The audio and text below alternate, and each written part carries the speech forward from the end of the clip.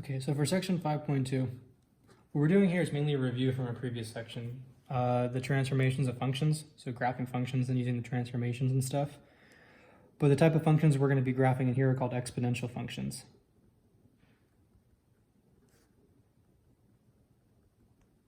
So you have an exponential function.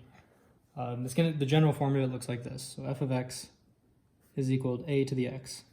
And then there's two situations here. Either this number a is in between 0 and 1, or the number is bigger than 1. So first let's talk about the parent function of, or the parent graph. Basically, what does the graph of a to the x look like for both of these cases?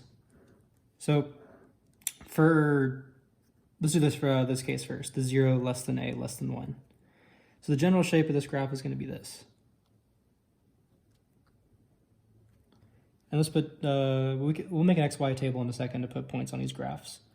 But basically, so if a is in between 0 and 1, as you go off into this direction, this graph gets really close to the x-axis but never touches it. And then it goes up to infinity as you go up to the left. And on the right, let's do the a bigger than 1. It just makes the opposite shape. It goes up like this. So as you go to the left, it gets really close to this x-axis, but never touches it. So it never goes past it, never touches it, and then just goes up to infinity as you go to the right. So let's put a couple of points on both of these graphs. Let's say for x equals 0. So it doesn't really matter what the a is here. You're going to have, so when x is 0, you're going to have a to the 0 power. But whenever you raise a number to the 0 power, you just get 1. So whenever you plug in 0, you're going to get 1. So when you plug in 0, this point right here, this is going to be the point 0, 1. Let's do also negative 1. Well, you plug in 1, you get negative 1. So, plug in negative 1, you get a to the negative 1. But you know, negative exponents, that just means whatever's on the top, you bring to the bottom. So this is going to equal 1 over a. So this point right here, negative 1, 1 over a. We can also plug in the number 1.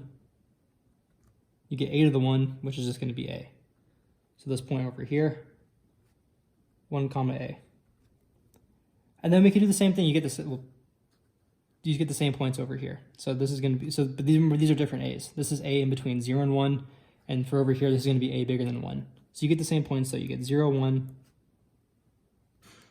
1, a. Over here, negative 1, 1 over a. So there's just several points that are on this graph. Again, but these are different a's. So this 1 over a is not the same thing as this 1 over a. These are two different numbers. But basically, that's just all that matters is like sort of the shape. You know, for a in between 0 and 1, the shape goes like this. For a bigger than 1, the shape is going to go like this. Let's go through several examples graphing these functions. So let's start with those two basic ones. So the first thing too we want to talk about is the natural exponential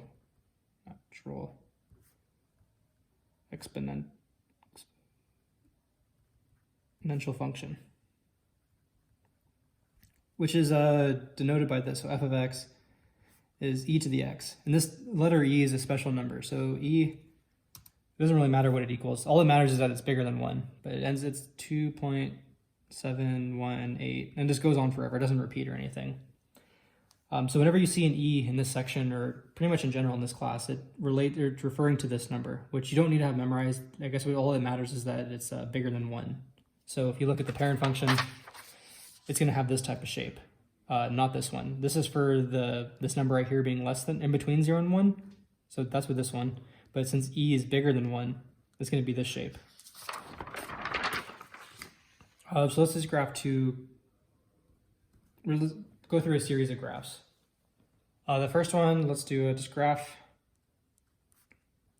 e to the x equals f of x. Okay, so we said a second ago e is bigger than 1, and we know that the general shape for these type of functions, a number raised to the x, when this number is bigger than 1, looks like this. So there's the general shape. And then, so we can just put a couple of points on this graph. We'll make an xy table.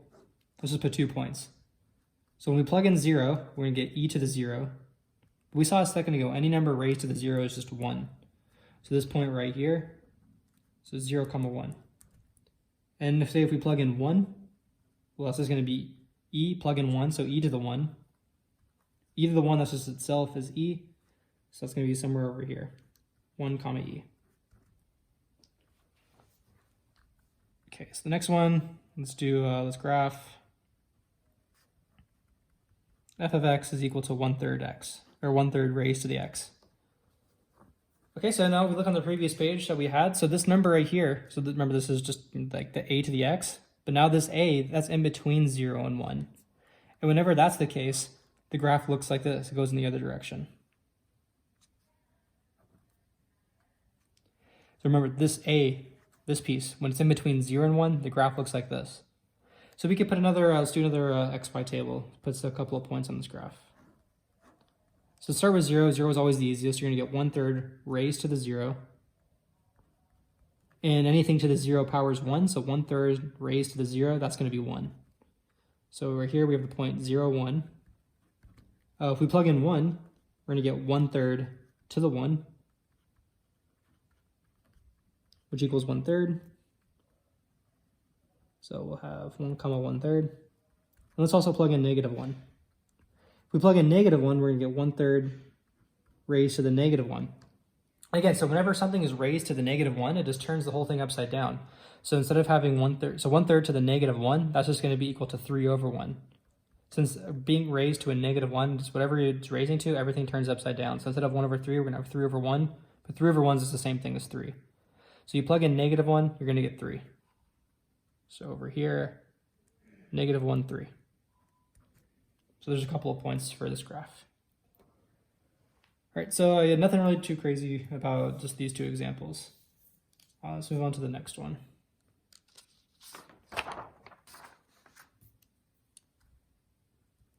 So we want to graph f of x is equal to 2 e to the minus x minus 1. And so now for this one, what we want to do is use those transformations that we used in previous sections.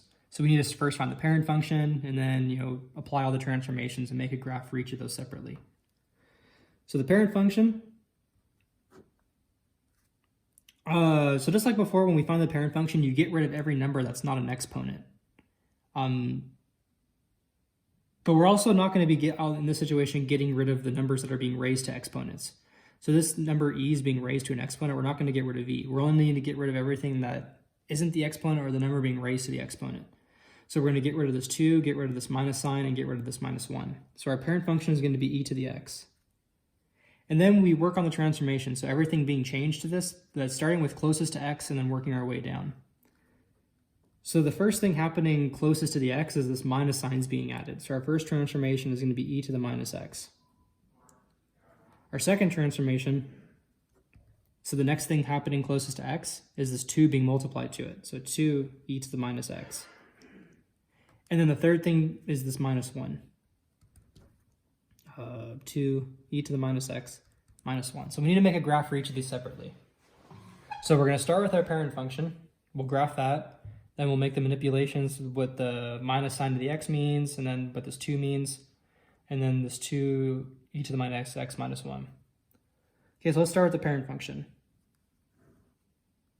So we need to graph e to the x. Well, we saw just, e is a number bigger than 1, so the general shape is going to be this. And we saw on the previous page we put 2 points on this graph. So we could do that again. So here's an xy table. Let's just put 2 points on. So when you plug in 0 for x, plug in 0 for x, you get e to the 0, which is 1. So we have this point right here at 0, 1. And say if you plug in 1 for x, you get e to the 1, which is just e. So we have this point right here, 1 comma e. Okay, so here's e to the x. So now let's move on to the next the first transformation, e to the minus x. Okay, so if you remember back in the notes from when we did this, if you ever have a number being multiplied directly to the x, like we do in this situation, this minus sign, which is just a minus 1, being multiplied directly to the x, we take that number and divide all the x's by that number. So we're going to divide all of our x's in this problem by this minus 1. So this x is a 0. You divide it by minus 1, you still get 0. So that point doesn't change. You still have 0, 1. This x is a 1. You divide that by a -1, it turns into a -1. So this point is going to turn into -1. And the y's don't change here. It's only the x's. So you divide this 1 by the negative sign, you're going to get -1. So negative e. So -1e. So really all this does is going to reflect if you multiply, we also had the notes. If you multiply the x by a negative, it reflects across the y-axis, but that's what we saw what just happened here. We multiply or divide this by a -1, it flips over to this side. So all these points are going to flip over here, and all these points are going to flip over here. And it's still going to make the same general shape, but just backwards.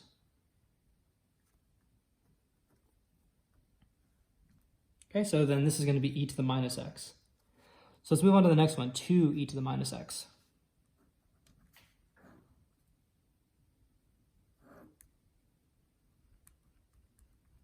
So we know whenever you multiply a number on the outside of everything, so the outside of the x, this 2 is being multiplied on the outside, not directly to the x, but the outside of the x. You take all the y's and multiply it by that number. So we're going to take all of our old y's and multiply by 2. This has a y of 1. Now it's going to be 1 times 2 is 2, so now it's going to be at 0, 2. This y is e. Multiplied by 2, it turns into 2e. So now we're going to have the point. So the x doesn't change, only the y. So -1 and then 2e.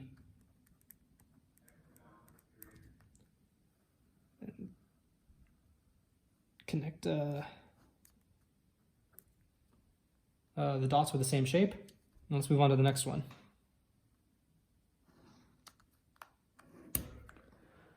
So now this last one, 2e to the minus x minus 1.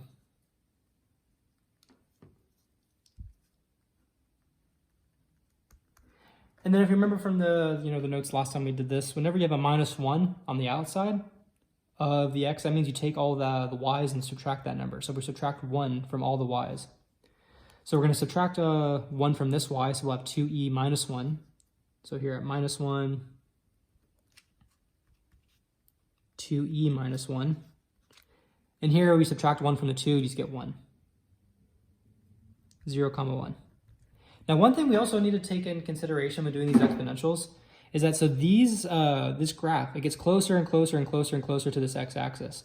But that's going to change whenever you add or subtract a number.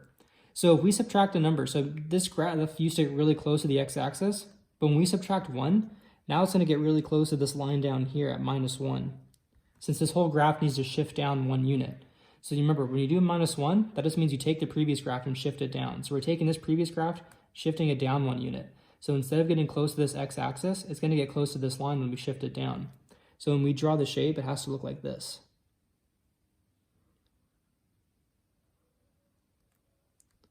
So it's the same shape as the previous one, but since the -1, everything gets shifted down. So now it's going to be shifted down, so it's going to get really close to this line right here, the line y equals -1, since everything gets moved down 1 unit.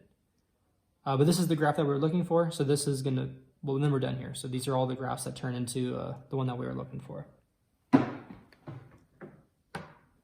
Okay, so the next one we'll do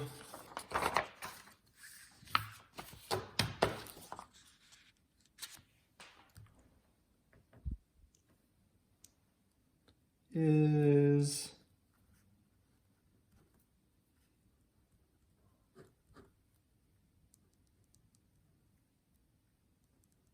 so we want to graph this one, 1/4 to the x plus 2 all divided by 1.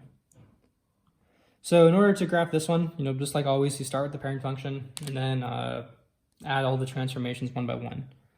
So the parent function for this is going to be 1/4 to the x. The first transformation is, the first thing happening to the x is this plus 2. So it's going to be 1/4 x plus 2. And then the last thing happening is this plus 1. So our second thing that we need to graph, 1/4 x plus 2, and then adding the 1. So let's start with the parent function.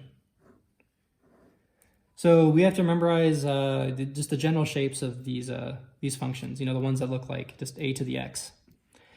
And now in this situation, the 1/4 is in between 0 and 1. So that general shape is going to look like this. which is opposite of the one we did the last example. The last example was e to the x. E is bigger than 1, so the graph went up in this direction. But since this number is in between 0 and 1, the graph's going to move in this direction. And so let's make an xy table. Let's put a couple of points on the graph. If you plug in 0, you get 1/4 to the 0 power. Well, that's just going to be 1/4 to the 0. Anything to the 0 is 1. This is going to equal 1. So we have this point right here, 0, 1. And let's just do one more point. Let's do -1. If you plug -1 in here, you're going to get 1/4 to the -1. But we said a second ago, whenever you raise something to the -1, it just turns it upside down. So instead of having 1/4, you're just going to have 4/1, which is the same thing as 4. So at -1, we're going to be 4. Okay, so that takes care of the parent function, 1/4 to the x.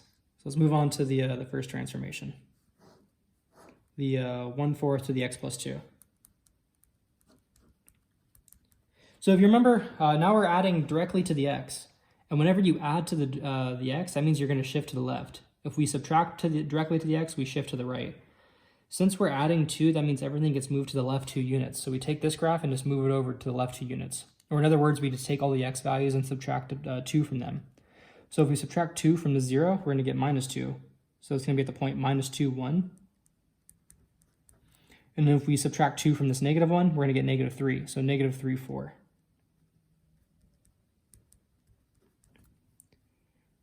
Okay, and then it's still going to get really close to the x-axis. So when we add or subtract to the x, that doesn't change, moving up or down. So we're not going to have a different, we're not going to get closer, like in the previous example, how when we subtracted on the outside, then we had a shift like what it gets close to. If we're adding only to the x, that means we're only moving to the left and to the right. So we take our previous one and we only move to the left. So that's not going to change what this line gets really close to. And this next step it is though. So the next one we need to graph the 1/4 x plus 2 plus 1. So this plus 1 on the outside means everything gets moved up 1 unit. So this is going to get all moved up 1 unit. In other words, we have to add 1 to all the y's. So this y is 1. We add 1 to it, it becomes 2. So now it's going to be at -2, +2. If we add 1 to this one, it's going to turn into 5. So -3, 5. And so now a second ago, we got really close to this line, the x-axis. But when we add 1, that's going to be moved up 1. So now we're going to get really close to this line at 1. And we connect all the dots, and it'll look like that.